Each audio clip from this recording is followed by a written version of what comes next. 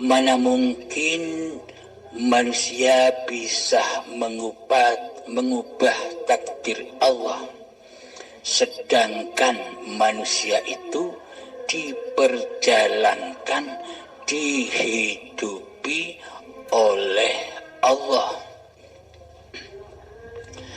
Kelihatannya manusianya yang bisa mengubah takdir, kelihatannya.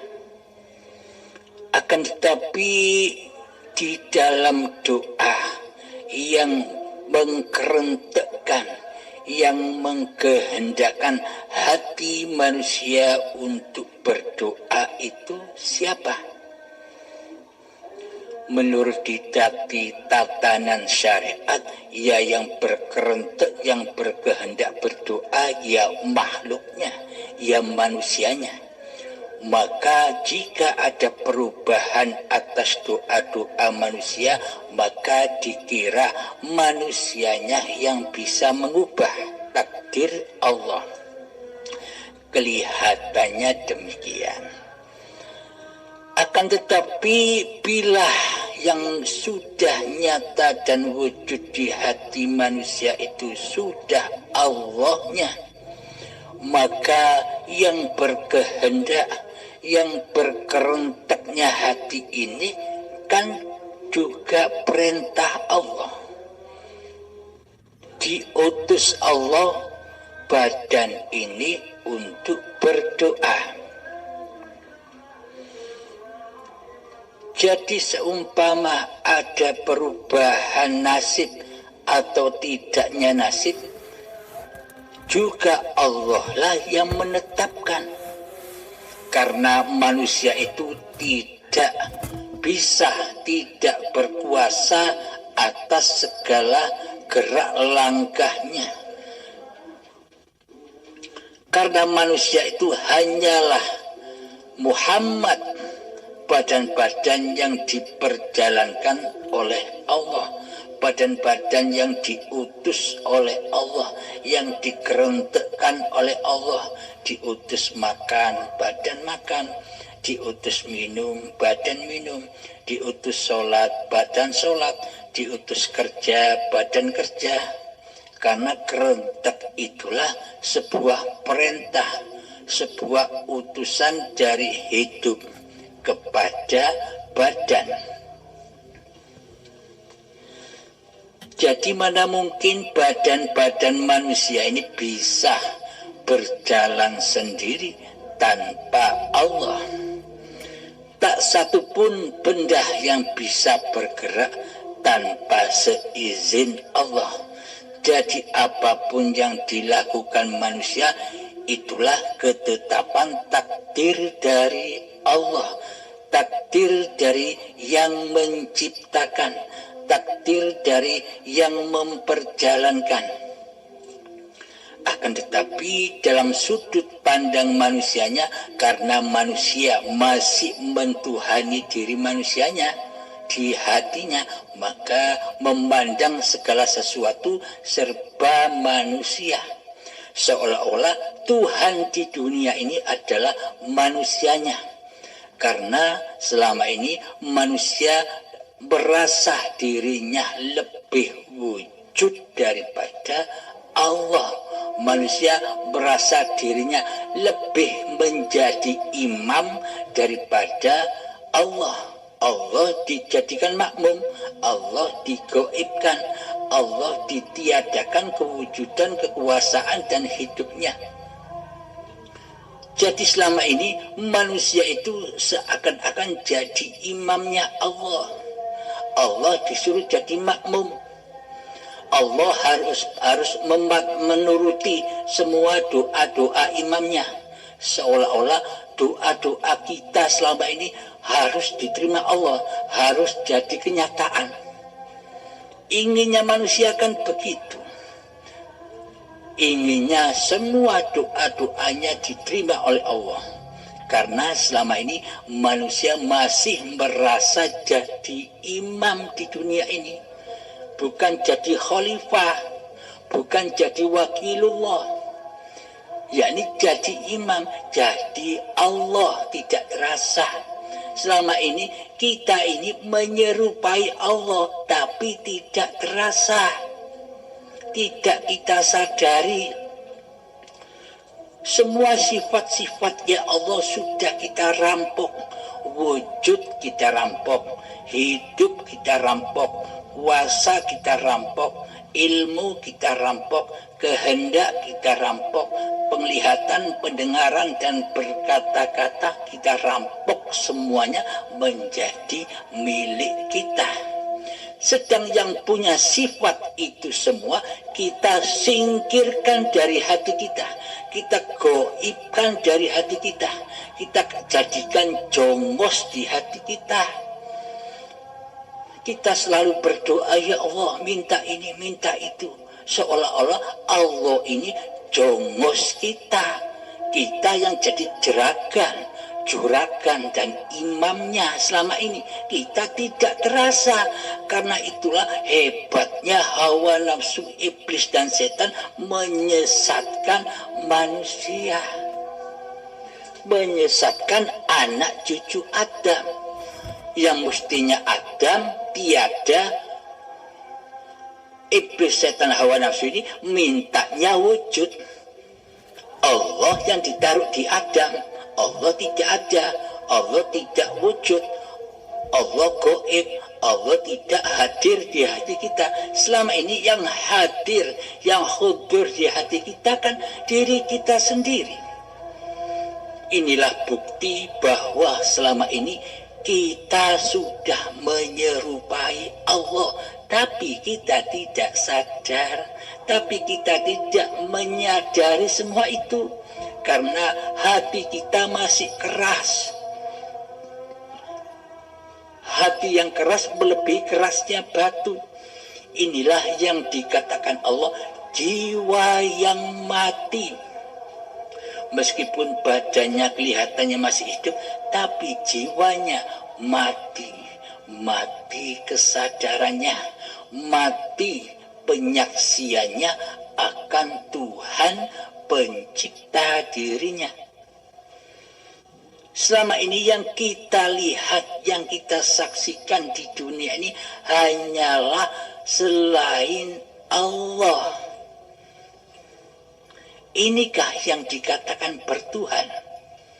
Menurut syariat memang bertuhan, seolah-olah saja, seakan-akan saja kelihatannya bertuhan dan beragama. Akan tetapi semua itu semu, hanya dusta. Padahal beragama dan bertuhan kita selama ini hanya untuk menutupi keateisan hawa nafsu kita sendiri di sisi manusia, agar manusia tidak tahu bahwa diri kita selama ini ateis, tak bertuhan. Tapi anehnya kita tidak sadar selama ini. Apa yang dimaksud ateis? Ateis itu kan tidak bertuhan, tidak bertuhan. Melainkan selama ini yang ada, yang wujud, yang khudur di hati kita bukan Allah, Tuhan pencipta diri kita. Akan tetapi yang wujud, yang khudur, yang hidup di hati kita selama ini ya hawa nafsu kita sendiri. Abdul Halimnya ini loh yang wujud. Inilah yang dimaksud Allah, bahwa iblis dan setan itu musuh-musuhmu yang nyata, maka perangilah dia. Ya Abdul Halim ini iblis setan yang nyata. Nyata bukan Abdul Halim ini? Nah, siapa yang harus diperangi? Ya Abdul Halimnya, ya nama-nama manusianya di bumi hanguskan dari hidup ini. Karena sifat hidup ini Allah, bukan manusia. Manusia itu sifatnya mati. Dulu mati, besok juga mati. Dulu mati, sekarang tetap mati, besok apa lagi? Jadi matikanlah dirimu, hidupkanlah Tuhanmu. Jadi pada intinya bagi orang-orang yang sudah mengenal Allah, maka tidak berdoa lagi. Memang bagi tatanan syariat wajib berdoa. Ud'uni astajib lakum. Coba hayati ayat ini. Ud'uni astajib lakum. Ud'uni, berdoalah, mintalah kepadaku. Astajib lakum, maka akan aku kabulkan. Coba kita hayati di tatanan syariat.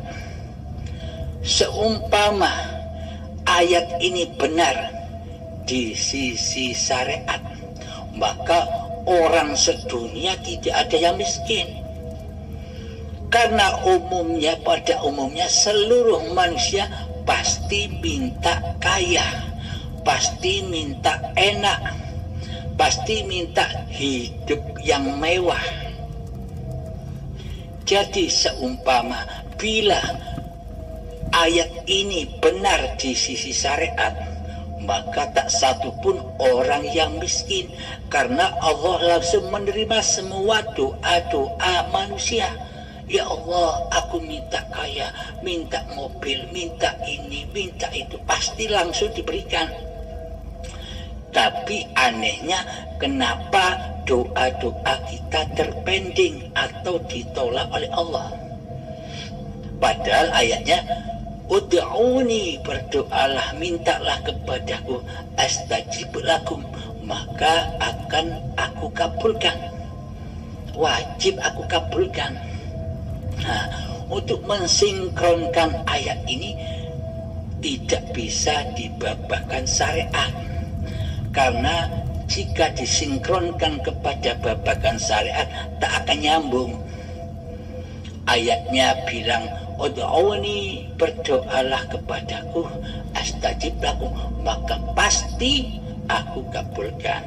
Seumpama sinkron dengan babakan syariat, pasti banyak orang kaya, kaya semua. Tak satu pun manusia di dunia ini yang miskin. Semua kaya, semua enak. Buat rumah sendiri, bangun sendiri. Buat mobil sendiri, ngerakit sendiri. Karena sudah kaya-kaya semua. Tak ada yang jadi jongos, tak ada yang jadi tukang. Karena sudah kaya-kaya semua. Tapi kenyataannya sinkron tidak doa ini, ayat ini, jika dibahas di dalam babakan syariat, kan tidak sinkron. Di dunia ini banyak orang miskinnya daripada orang kayanya. Berarti doa atau kalimat atau ayat ini kan tidak sinkron dengan syariat. Buktinya banyak orang miskin. Sedangkan ayatnya bilang, berdoalah kepadaku, pasti kami kabulkan. Ternyata tidak terkabul. Banyak orang yang miskin, Mas Yan. Nah, ini buktinya bahwa ayat ini harus kita sinkronkan dengan babakan hakikat ma'rifatnya. Mari kita kaji bersama. Bismillahirrahmanirrahim. Ud'uni, berdoalah, mintalah kepadaku, astajib lakum, maka pasti kami kabulkan. Pasti, tidak boleh tidak, pasti dikabulkan. Ini bagi siapa? Bukan bagi hamba-hamba yang belum bermakrifat, bukan bagi hamba-hamba yang belum bertuhan kepada Allah. Jadi kalimat ayat ini wajib untuk khusus bagi orang-orang yang sudah bermakrifat kepada Allah, khusus bagi orang-orang yang sudah sadar bahwa dirinya itu dituhani oleh Allah, tidak mentuhani diri sendiri. Jadi maknanya, ud'uni, berdoalah kepadaku, mintalah kepadaku, astajib lakum, maka pasti kukabulkan. Maksudnya demikian. bagi orang-orang yang sudah rela hatinya, bagi orang-orang yang sudah ridho hatinya, berpasrah diri, aslam kepada Tuhannya, maka bila berdoa mereka tidak berharap kepada apa yang dimintanya. Contoh, ya Allah, aku minta rumah, ya Allah, aku minta mobil, ya Allah, aku minta motor, dan sebagainya. Akan tetapi bagi ahli hijab, bagi golongan syariat, pasti memandang apa yang diminta, tidak memandang siapa yang memberi. Karena apa yang diminta itulah yang dituhankannya di hati golongan ahli hijab. Namun bagi golongan ahli syuhud, maka apapun yang diminta, hatinya sudah tidak memandang, berharap kepada apa yang diminta. Meskipun minta mobil, minta rumah, minta uang kepada Allah, tapi hatinya tidak fokus kepada apa-apa yang diminta. Akan tetapi fokus hatinya hanya menyaksikan Allah. Jadi terkabul dan tidaknya bagi ahli syuhud bukan masalah lagi, bukan tujuan lagi, karena hati ahli syuhud sudah selamat dari menyaksikan selain Allah. Hati ahli syuhud sudah pasrah, tunduk patuh kepada apa-apa yang ditakdirkan oleh Allah kepadanya. Mereka selalu menikmati apa-apa dan apapun keadaan-keadaan yang menimpa diri para ahli syuhud, karena mereka lebih mementingkan menyaksikan Allah daripada menyaksikan dunia, bahkan menyaksikan dirinya. Jadi Allah lah yang dimaha besarkan di hatinya, bukan dirinya yang dimaha besarkan di hatinya. Jadi keadaan-keadaan hati para nabi, kondisi-kondisi hati para rasul, termasuk Kanjeng Nabi Muhammad junjungan kita sallallahu alaihi wasallam, hatinya demikian. Bahkan pernah Kanjeng Nabi Muhammad berdoa kepada Allah, ya Allah, berilah aku kemiskinan. Nah, apa maknanya itu? Coba kita kaji, kenapa Kanjeng Nabi minta miskin, babakan dunia. Bismillahirrahmanirrahim. Hayati, tafakuri di dalam hati kita. Semakin banyak apa-apa yang kita miliki, semakin banyak harta yang kita miliki, semakin banyak dunia yang kita gapai, semakin besarlah siksaan Allah di hati kita. Kelihatan dohir memang enak, tapi hakikatnya di batin tersiksa dengan apa-apa yang diakui sebagai miliknya. Contoh, ilustrasikan kepada diri Anda masing-masing. Contoh, seumpama Anda sekarang belum punya motor, kemudian Anda berdoa kepada Allah dikabulkan motornya, dikasih motor satu. Nah, otomatis sebelum Anda punya motor, Anda tidak punya tauhid berhala motor itu. hati Anda tenang, tidak punya motor. Setelah Anda punya motor, maka hati Anda diikat, dibelenggu oleh motor Anda sendiri. Ketika Anda parkir di toko, Anda tengok terus, Anda diikat oleh motor Anda. Anda disiksa oleh motor yang Anda miliki. Selalu dipandang terus, takut dicuri orang. Itulah siksanya. Kemudian Anda berdoa lagi, minta motor lagi 2, ditambah belenggunya, ditambah. Anda minta mobil, ditambah lagi belenggunya, siksanya ditambah lagi. Seolah-olah kelihatannya di luar diri Anda, orang memandang enak, nikmat, banyak uang, kaya raya. Akan tetapi sejatinya, bila di hati ini masih Abdul Halimnya atau masih manusianya yang wujud menjadi Tuhan, mentuhani hidup dan badan serta harta-harta kita tersiksa di dalamnya, serba takut hartanya raib, takut hartanya dicuri orang, takut hartanya meninggalkan dirinya, takut anak istri meninggalkannya. Jadi kehidupannya serba takut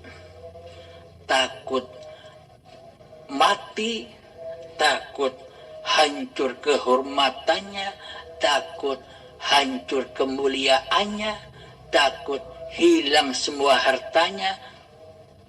Endingnya manusia itu yang pertama takut mati.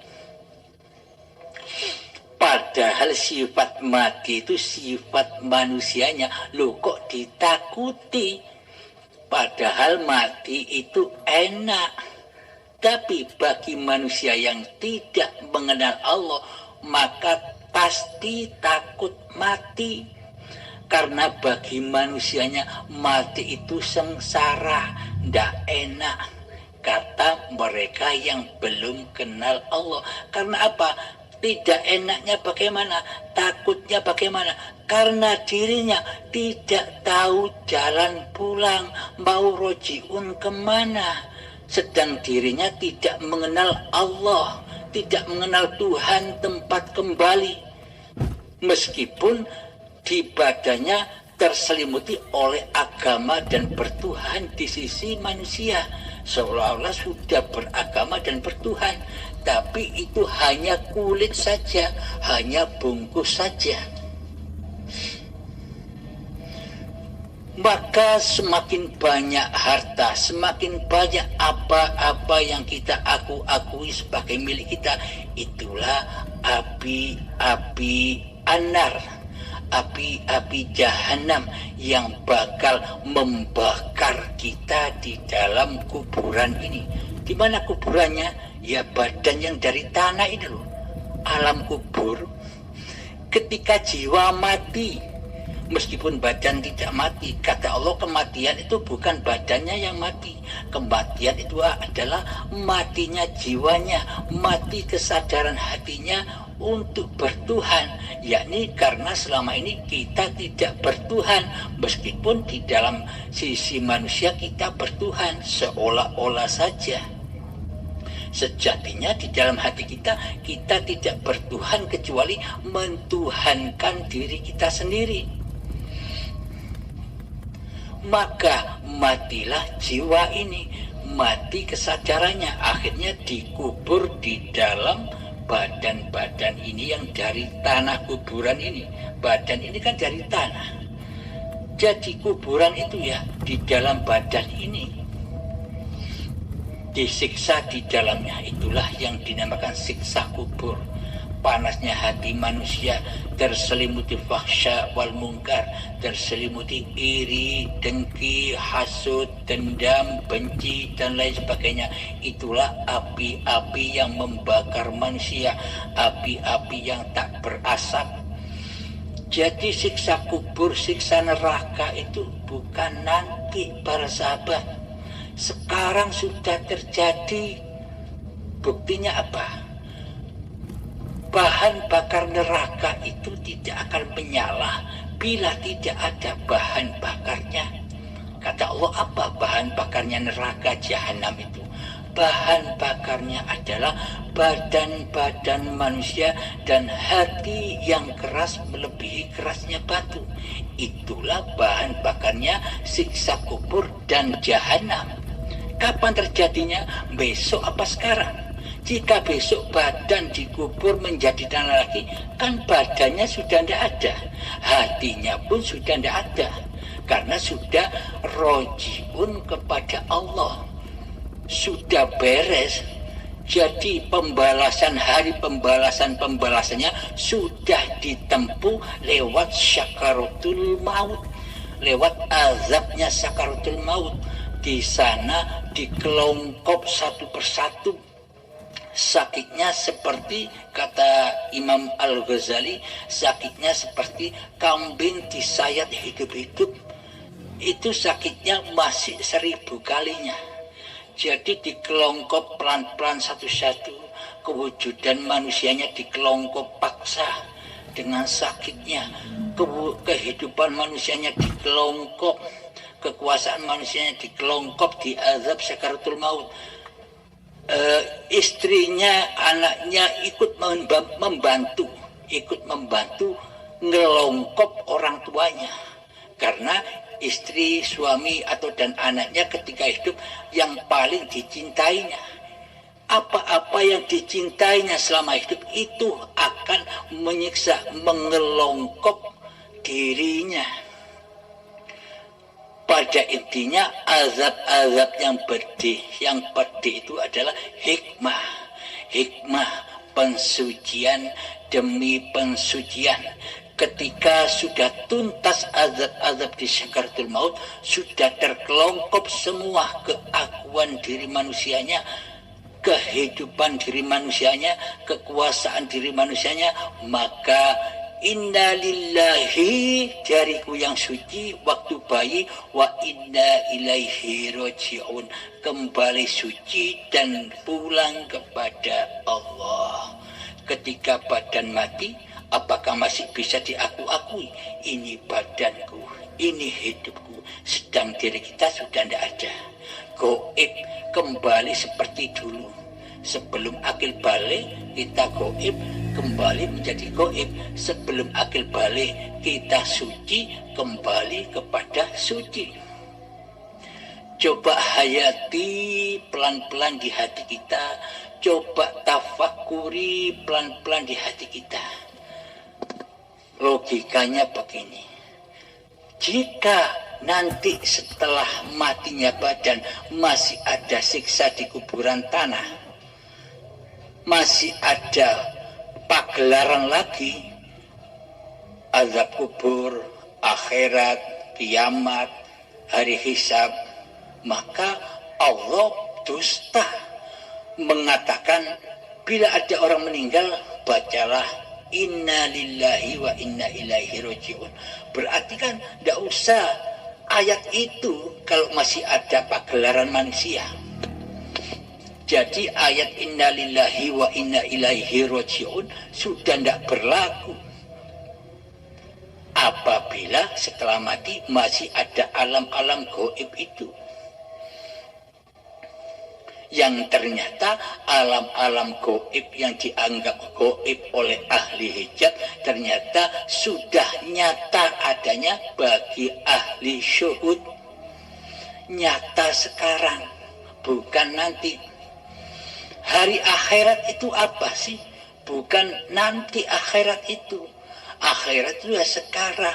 Ketika hati kita sudah nyata bahwa Allah itu yang mentuhani diri kita, bahwa hidup ini Allah, itu loh akhirat. Akhir perjalanan manusianya, yakni manusianya digoibkan, ditiadakan, yang nyata, yang wujud, yang hidup hanya Allah saja. Loh itu loh akhirat.